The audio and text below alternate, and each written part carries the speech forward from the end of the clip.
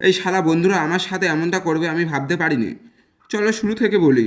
ওই দিন শরীরটা অসুস্থ ছিল, গেলাম ডাক্তারের কাছে। ডাক্তার সুই দিল, কিন্তু ভাই আমার রক্ত তো কালো ছিল, এখন সাদা বের হচ্ছে কেন?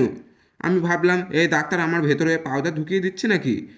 যাই হোক, ভাবলাম মনটা ফ্রেশ করে একটু শ্যুট করি, কিন্তু সেখানেও শান্তি নয় ভাই।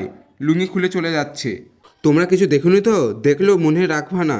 তখন সবাই বলল চল ভাই পুকুরে স্নান করতে যাই। আমি বললাম ঠিক আছে ভাই। আমি হাওয়া বসা বের করলাম, আজকে হাওয়ারে উড়তে উড়তে যাব। হাওয়া বসা চড়ে চুল উড়বে, লুঙ্গি যদি উড়ে যায় তাই লজ্জা নেই রে ভাই। ডলফিনের কোলে গিয়ে সোজা ডুব দেব এই। कितने टैलेंटेड हैं आप। তারপর পাহাড়ের পাশ দিয়ে যাচ্ছি, দেখি গর্তে ভরা রাস্তা। আমি ভাবলাম এই পাহাড় কি প্রেমে পড়েছে নাকি, মন খারাপ করে গর্ত বানাচ্ছে।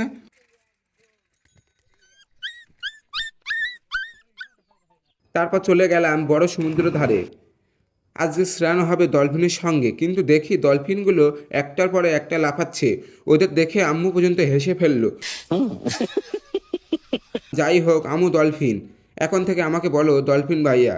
তাহলে বন্ধুরা, এই আমার জীবনের শিক্ষা হলো ডাক্তারের সুই থেকে শুরু করে ডলফিন পর্যন্ত শান্তি শুধু স্বপ্নে আছে। হাসতে থাকো, কারণ হাসি আসল ওষুধ।